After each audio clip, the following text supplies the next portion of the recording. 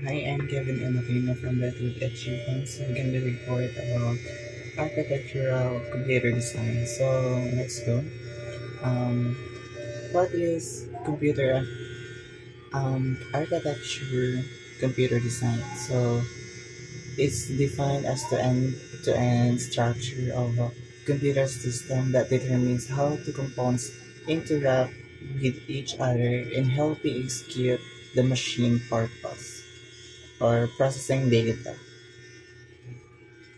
Computer architecture is arrangement of components that comprise computers, system, and engine at the core of the processes that drive in functioning. It specifies the machine interface for which programming languages and associated processors are designated. Then, how does computer architecture work?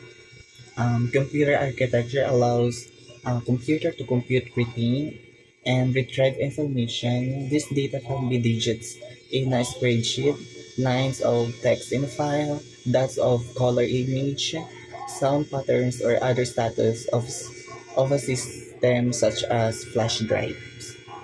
So here the seven on how works the architecture design, which is number one, purpose of computer architecture, data in numbers, manipulating data, or and multifaceted function, booting up, and support for temporary storage, support from permanent storage. The last is user-facing functionality. So let's start the number one, which is purpose of computer architecture.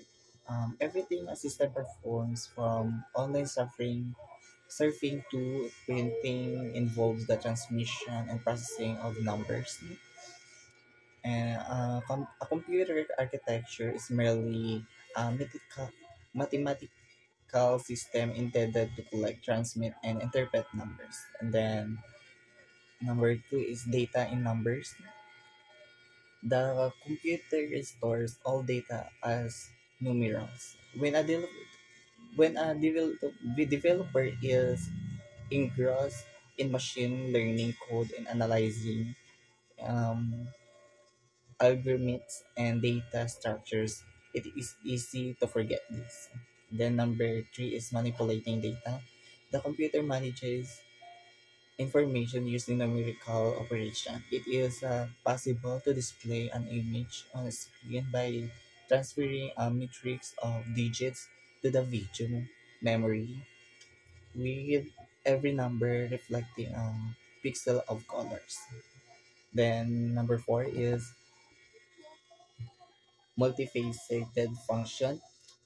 The components of computer architecture include both software and hardware. The processor hardware that executes computer programs is the primary part of any computer. Number five is booting up. At the most elementary level of computer design, programs are executed by the processor whenever the computer is switched on. These programs configure the computer's proper functioning and initialize the different hardware subcomponents to a known state. This software is known as firmware, since it is presently preserved in the computer memory.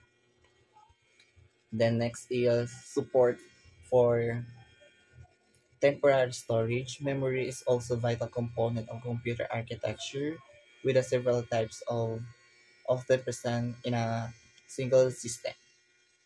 The memory is used to hold programs, application, while they are being executed by the processor and the data being processed by the programs. Next is support for permanent storage. Um, this also be tools for storing data or sending information to the external world as part of the computer system. These provide text inputs through the keyboard, the presentation of knowledge on a monitor and the transfer of programs and data from a to a or to a disk drive. And the last is user facing functionality. Software govern the operation and functioning of a computer. Several software layers exist. The computer architecture typically a layer would only interface with layers below or above it. The working of the computer architecture begin with the boot up process. Once the firmware is loaded, it can initialize the rest of the computer architecture and ensure it works seamlessly, helping the user retrieve, consume, and work at different types of data.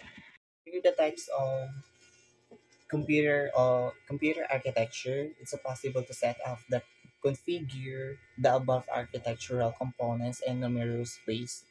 This gives rise to different types of computer architecture. The most notable ones include the number one is instruction set architecture ISA. So let's start.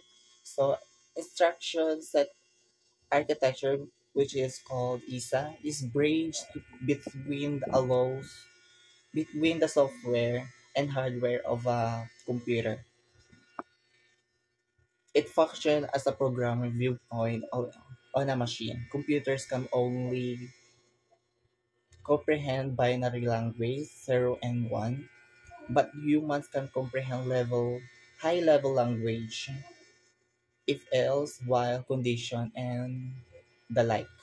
Cons- Consequently, ISA plays crucial role user computer communication by transferring high level language into binary language. In addition of ISA outlines the architecture of a computer in terms on the fundamental activities it must support is not involved with implementation specific computer features and structure. Set instruction of set architecture dictates that the computer most assets, which is the arithmetic logic instructions. This is the instruction to execute various mathematical or logical processing elements solely in on a single or maybe more operands data inputs. Next is the data transfer instruction. This instruction move commands from the memory or into the processor register or vice versa.